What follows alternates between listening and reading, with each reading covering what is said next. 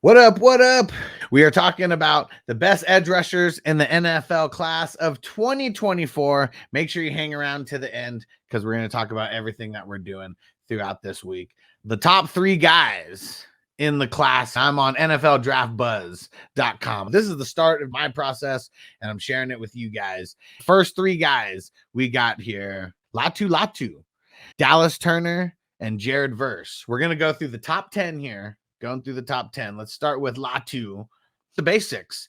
6'4", 261 out of UCLA. Reppin' Sacktown. We got some of his numbers here. 4.7 40, 89th percentile. Look at his measurables, though. So you got the hands, 26th percentile. Not too big on the hands, and I know that's something that the NFL really looks at. We look at the arm, 33 percentile. The wingspan, 38 percentile. He's a speed guy because you look at his 40, the 4.7 40, he's in the 89th percentile. His shuttle, the 4.16 in the 86th percentile. Doesn't have much of a vertical, so this guy is just all speed. If you look at his overall rating, they're pulling the overall rating from multiple sources here. His overall, 90.8 out of 100. The tackling, 58%, not the best there, but you look at his pass rush, ultimate speed edge rusher, and that's why he is being looked at as a top 10 pick. Draft projection, top 10, 7th overall, position rank, number 1 for the edge rushers. You look at his college games, 36. That's at least 3 seasons of starting, right? That's that I really pay attention to. His profile, that Latu emerged as one of the top tier defensive prospects from Jesuit High Score and a 4-star rating from ESPN 24/7 Sports. His collegiate journey began at the University of Washington, where as a freshman, he played 12 games, tallying 10 tackles, 4 assists, 7 stops, alongside 5 quarterback hurries. After a neck injury in 2020 and a brief medical retirement, oh man, Latu transferred to UCLA, cleared to play, returned to the field, dominant sophomore season in 2022. He took part in 446 snaps across 12 games, amassing 20 tackles, 3 assists, 23 stops, 52 total pressures, 11 sacks. And Latu's performance earned him first team All Pac-12 honors and the College Football Comeback Player of the Year award. His season highlights included leading UCLA to 12.5 tackles for loss and 10.5 sacks, earning him the Pac-12 Player of the Week after a standout game against Colorado. Okay. And 2023 Lombardi Award and the 2023 Ted Hendricks Award. Let's see his strengths: robust frame, exhibits impressive initial bursts off the line. What are some of his weaknesses? Displays the adequate athleticism to relate to NFL standards for edge rushers, which may limit his ceiling at the professional level. See, just being small, like that's one of the things that could be a weakness for him, even though he's a super speedy edge rusher. Arm length is average. Yep. Run defense occasionally suffers from lapses in awareness. Okay. And like the top guys, I'm going to go in depth. As we cross a couple guys, we're probably not going to go like this much in depth. But if you're these top 3 guys who are rated here like off the charts, yeah, we're going to be doing that. Then you look at his scouting summary here. So show 40-yard dash. That's where he's off the charts. Height in the middle, weight lower, hands lower, arm lower, the shuttle. See, like a lot of the metrics just, they don't look like they're going to translate. They really don't. But he's so fast, and let's see what happens. Going to be learning a hell of a lot of technique. That's really what it is.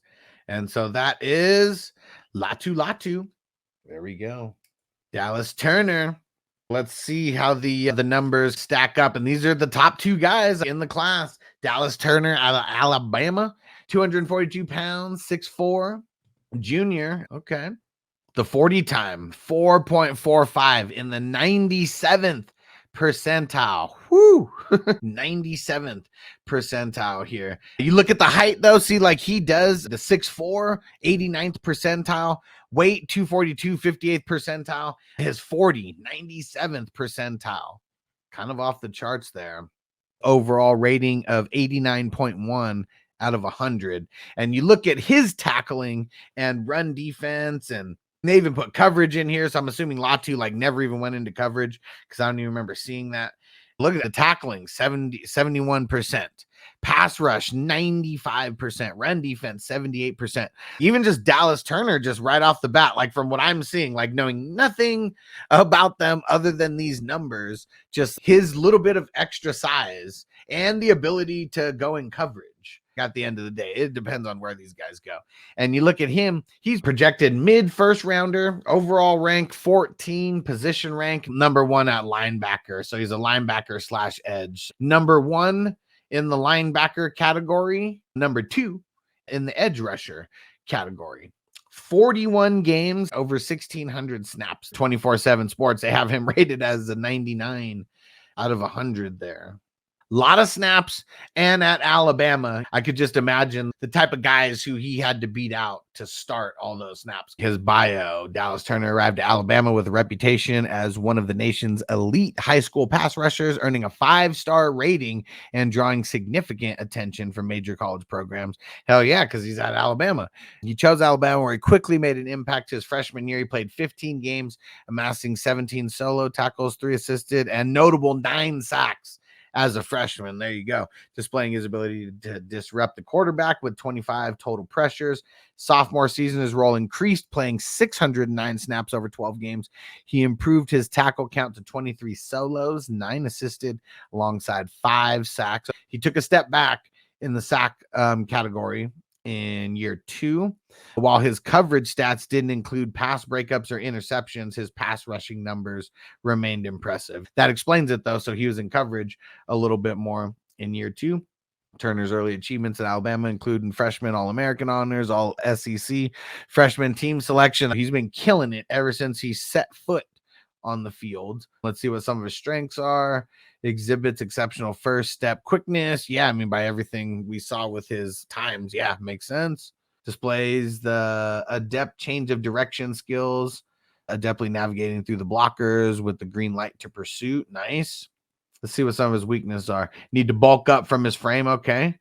Run defense is predicted, leverages angles effectively to elevate, or needs to. Okay. All right. 3 seasons there. Yeah, 10 sacks in his junior year, 2 forced fumbles, 28 solos. So he was in coverage like a lot as well, and still had the 10 sacks. And Tino said Georgia bullied him, though. Watch that game. I believe it. I believe it. I don't put the hype into rookies, everybody, like a lot of people do. You already know that, Tino. I'm just reading it for what it is. That's all I'm doing. And then there will be more info coming after. So next, Verse transferred to Florida State, arriving with a 4-star prospect rating, regarded as the second best edge rusher in the transfer portal.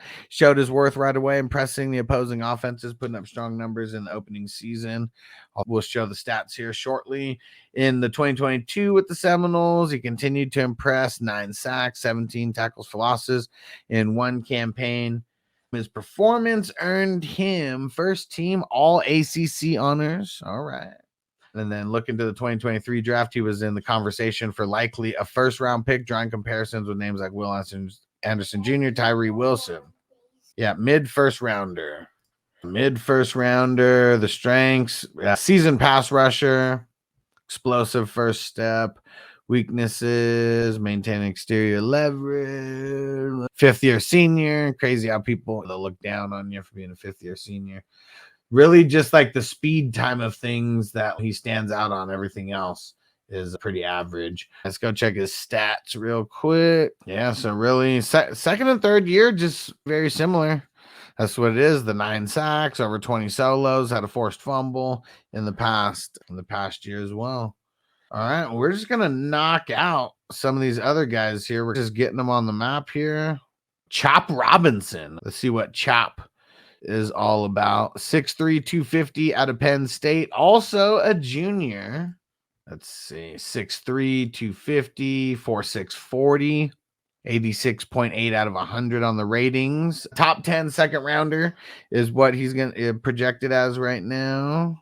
Let's just go look at his stats then for those years. 2 sacks. Year 1, 12 solo. Must have got hurt in year 2, and then year 3, 4 sacks, 12 solo. Nothing crazy. Nothing crazy as far as that goes.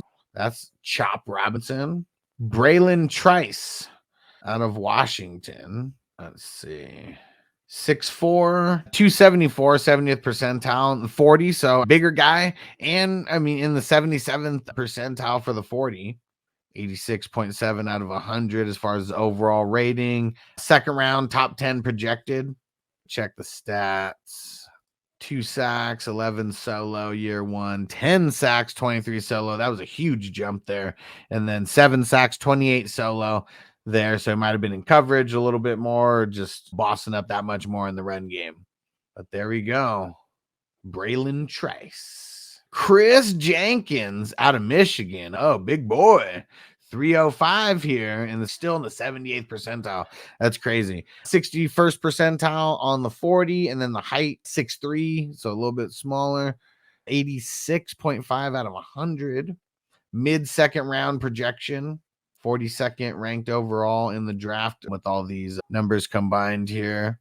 Let's see his stats. Went to Michigan all 3 years. Just 8 solo as a freshman, 2 sacks, 29 solo as a sophomore, and then 3 sacks, 16 solo. Also had an INT, so he was obviously doing a little bit in coverage. Okay.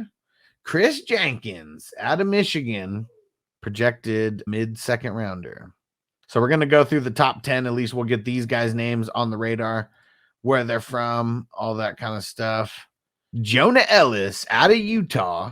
All right. Very low on all the measurables except for the 40 and the hands. I guess that's above average there in the 79th percentile and 73rd percentile. Everything else, 6'1", 243, all below average as far as like the draft prospects this year. Projected as a mid-second rounder. Pass rush is his specialty. I'm sure all these guys in the edge rushers, that's their specialty, is the pass rush. Went to Utah all 3 years, 1 sack as a freshman, 9 solo, 3 sacks and 15 solo as a sophomore, and then junior year, 12 sacks, 23 solo. Not too shabby, and that's big jumps year after year, really year after year. Chris Braswell, also another Alabama guy here. Height 6'3", 85.9 out of 100. Viewed as a late second rounder, 56th overall rank. Let's see his numbers. 7 solo, no sacks as a frosh. 3 sacks, 8 solo as a sophomore. 8 sacks, 16 solo as a junior. Yeah, this top 10 is looking very weak. Adisa Isaac out of Penn State as well. Another fast guy, the 40 in the shuttle time. That's looking like where he's shining here. 85.8 out of 100, viewed as a late second rounder. 44 games, over 1,000 snaps. It's always going to be big time when you're playing that many amounts of snaps. There we go. 2019, 2 sacks, 4 solos. He got the extra year of eligibility because he played through the 2020 season. I don't know what happened though. Looked like I don't see a 2021 season there though. 2 sacks, 5 solo. Must have got hurt. Let's see. 4 sacks, 15 solo in 2022. 8 sacks, 23 solo. 1 forced fumble. So yeah, I'm assuming he got hurt or something. That's why he didn't play in 2021. Well, let's round out this top 10 here.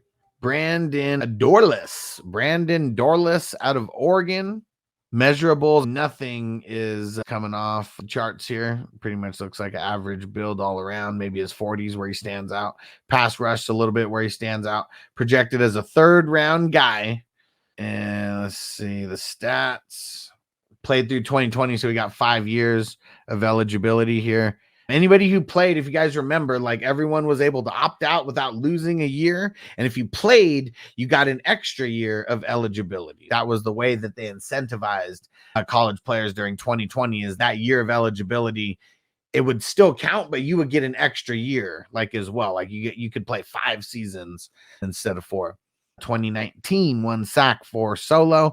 2020, 1 sack, 7 solo. 2021, 3 sacks, 14 solo. In 2022, 3 sacks, 19 solo. And 2023, 5 sacks, 14 solo. Nothing super jumping off the charts. But there you have it. top 10 guys rounded out. Woo! For everyone who's watching on YouTube, just click that next video. Boom.